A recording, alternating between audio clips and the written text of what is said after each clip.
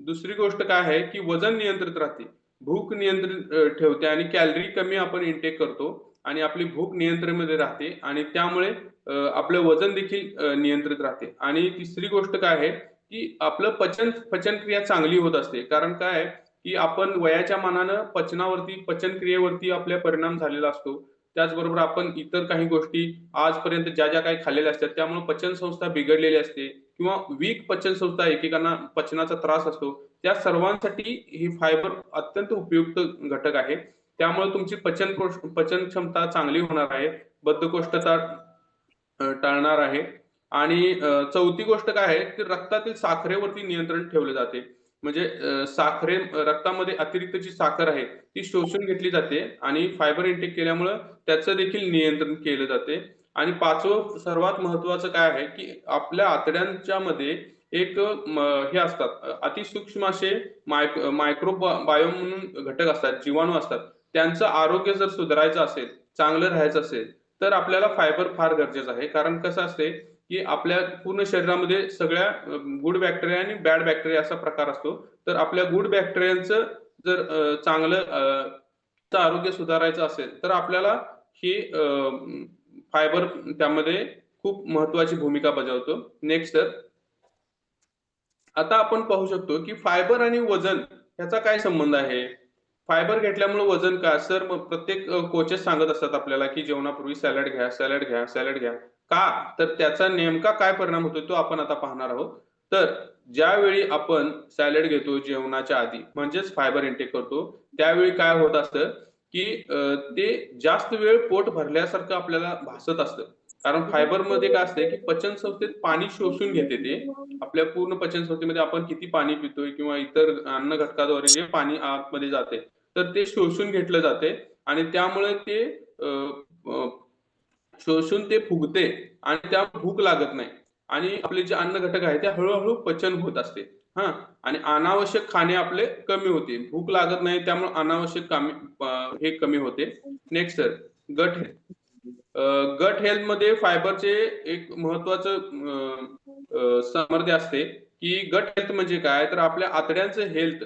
तर चांगल्या प्रकारे जीवाणूंचं त्यामध्ये जर आपण इंटेक केलं फायबर तर प्रोबायोटिक चांगले होते आणि चांगल्या जीवाणूंचं पोषण होते. दुसरी गोष्ट काय आहे, की SCFA म्हणजे साखळी जी असते ती निर्मिती चांगली होते. म्हणजे काय असते, शॉर्ट चेन फॅटी ॲसिड जे असते, ते आपल्या गटमध्ये आतड्यांमध्ये चांगल्या प्रकारे तयार होते आणि त्यामुळं आपल्या आतड्यांचं आरोग्य सुधारतं आणि पचनक्रियेच्या सर्व तक्रारींपासून मुक्त होतो. तसंच आपली रोगप्रतिकार शक्ती मजबूत होते आणि प्रतिरोध क्षमता वाढते. जे काही सर्व आजार वगैरे असतात ते पोटातून सुरू होत असतात. त्यामुळे पोटामधूनच आपण कंट्रोल केल्यानंतर हे आजार पूर्णपणे कमी होतात. त्यामुळे फायबरचे फार महत्त्व आहे. आता आपण फायबर किती घेणं महत्त्वाचं आहे, ते आपण जाणून घ्या. Next sir. दररोज आपल्याला फायबर इंटेक किती करायचं असतं त्याचं काहीतरी प्रमाण असते. तर आपल्या साधारणतः 50 वर्षाखालील जे पुरुष मंडळी असतात त्यांना 38 ग्रॅम दररोज फायबर इंटेक करणं गरजेचं असतं आणि महिला ज्या आहेत त्यांना 30 ग्रॅम फायबर इंटेक करणं गरजेचं असतं 50 वर्षाच्या आतील. आणि 50 वर्षावरील जे पुरुष असतील त्यांना 25 ग्रॅम आणि महिला असतील त्यांना 21 ग्रॅम दिवसामध्ये फायबर खाणं गरजेचं असतं. फायबर वाढवण्याचे सोपे उपाय पण आपण आता इथं आपण सांगूया. तर एकदम मोठ्या प्रमाणात फायबर खायचं नसते, की हळू ते फायबर वाढवणं गरजेचं आहे. म्हणजेच काय, एकदा जास्त फायबर घेतल्यामुळं गॅस होतो, पोट फुगणे वगैरे असे प्रकार होऊ शकतात. त्यामुळे हळू फायबर वाढवायचं असतं. दुसरी गोष्ट काय आहे, त्याच्यासोबतच भरपूर पाणी पिणं गरजेचं असतं. कारण फायबर पाणी शोषून घेतं आणि म्हणून 8 ते 10 ग्लास आपण दररोज इंटेक करणं गरजेचं असतं फायबर सोबतच आणि त्यामुळं आपल्याला चांगला असा रिझल्ट येतो आणि विविध स्त्रोत त्याचे काय आहेत, फळे, भाज्या, कडधान्ये हे सर्व विविध स्त्रोत आहेत. अ, त्यानंतर नेक्स्ट हेल्दी प्लेटचा फॉर्म्युला काय आहे? तर 50% आपल्याला अर्धी प्लेट जी असते ती भाजीपालायुक्त फायबरनं घ्यायची असते. मग त्यामध्ये तुमचं गाजर, काकडी, बीट या पद्धतीनं पालक, ब्रोकोली हे सर्व घेऊ शकता. त्यानंतर 25% भाग आपला फळांचा असला पाहिजे. सफरचंद, बेरी, फळे वगैरे वेगवेगळी फळे घेऊ शकता आणि 25% जो राहिलेला भाग आहे, तो संपूर्ण कडधान्य, धान्य, गहू, ज्वारी, बाजरी ह्याचा असला पाहिजे. ह्या ह्या प्लेटमध्ये आपण जर घेतलं, तर आपल्याला ते परिपूर्ण असा आहार आपण दररोज घेऊ शकतो आणि फायबरचं नीड आपली पूर्ण करू शकतो. परंतु आपल्या प्लेटमध्ये या सर्व घटक दररोज मिळणं एवढं शक्य नसतं. त्याच्यासाठी आपल्या ॲक्टिव्ह फायबर कॉम्प्लेक्स म्हणून नेक्स्ट अमेझिंग असा प्रॉडक्ट आहे, की ज्याच्यामुळं आपल्याला फायबरची नीड भरून निघते. तर ॲक्टिव्ह फायबर कॉम्प्लेक्स हे जे घटक आहेत, ह्यामुळं नेमकं काय होतं, तर पचन संस्थेचं आरोग्य सहाय्य करते. त्याबरोबर आपलं मलविसर्जनास चांगली होते, बद्धकोष्ठता टळते, आतड्यातील उपयुक्त जीवाणूंचं पोषण होतेच. त्याचबरोबर निरोगी सूक्ष्मजीव म्हणजे मायक्रोबायोम चांगले राखण्यास मदत होते. सगळ्यात महत्त्वाचं वजन पण व्यवस्थापन होते आणि पाणी पण शोषले जाते. तसेच पोट भरल्यासारखं वाटल्यामुळं खाण्याची इच्छा होत नाही. सगळ्यात महत्त्वाचं रक्तातील साखरेचं जे संतुलन आहे, ते ह्यामुळं राखले जाते आणि रक्तातील साखरेचं प्रमाण मेंटेन केले जाते. त्यामुळे शुगरचे जे पेशंट असतील त्यांना त्यांनी जर हे घेतलं तर त्यांना खूप चांगल्या पद्धतीनं असा रिझल्ट येणार आहे. आपला जो शेक असतो दररोज आपण व्यायामानंतर जो शेक घेतो त्यामध्ये दररोज 1 चमचा ॲक्टिव्ह फायबर कॉम्प्लेक्सचा घालायचा आहे आणि त्यामुळं काय होणार आहे, की तुमच्या दिवसभरातील फायबरची नीड भरून निघणार आहे आणि त्यामुळं फायबरची नीड भरून निघणार आहे आणि त्यामुळे तुमचा अमेझिंग असा रिझल्ट येणार आहे. त्याचबरोबर तुमच्या रक्तातील साखरेचं प्रमाण देखील कमी होणार आहे. तर ह्याप्रमाणे ही जे पावडर बेस असल्यामुळं हे लगेच आपल्या ज्यूसमध्ये सॉल्युबल होते म्हणजे लिक्विड बेस असल्यामुळे ते लगेच आपल्या शरीराला लागू होते. 20 मिनिटांमध्ये आपल्या शरीराला लागू होते आणि त्यामुळे काय होते, की जे अन्न घटकामधून जे फायबर आपल्याला आवश्यक असते, ते आपण घेऊ शकत नाही, ते आपल्याला मिळू शकते.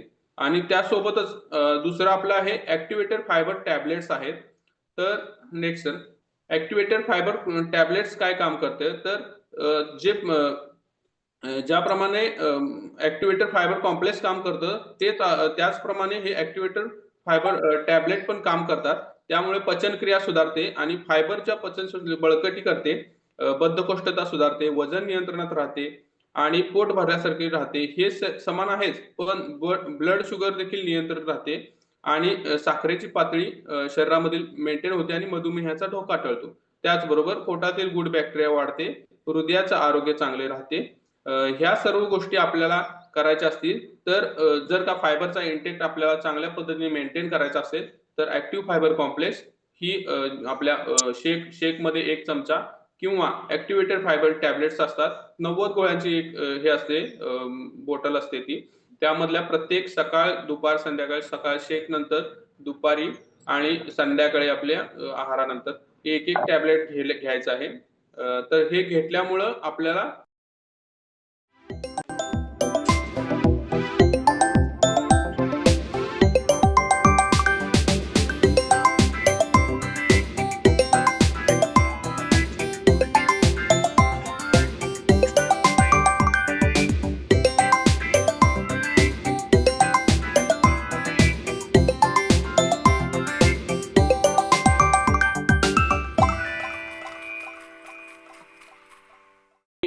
त्यासोबतच आपल्या कोचच्या मार्गदर्शनाखाली जे काही सांगितलेले नियम असतील ते फॉलो करणं, तुमचा रिझल्ट अमेझिंग येणार आहे आणि तुमच्या पूर्ण माझ्या टीमने आणि सर्वांच्या रॉयल फिटनेस वतीने तुम्हाला हार्दिक हार्दिक शुभेच्छा आहेत आणि तुमच्या कोचच्या मार्गदर्शनाखाली तुमचा अमेझिंग असा रिझल्ट हो, ही माझ्याकडून शुभेच्छा आहे आणि तशी मी सदिच्छा व्यक्त करतो. मला इथं बोलण्याची संधी दिली आणि माझे 2 शब्द सर्वांनी ऐकले त्याबद्दल मी सर्वांचे शतशः आभारी आहे. धन्यवाद सर.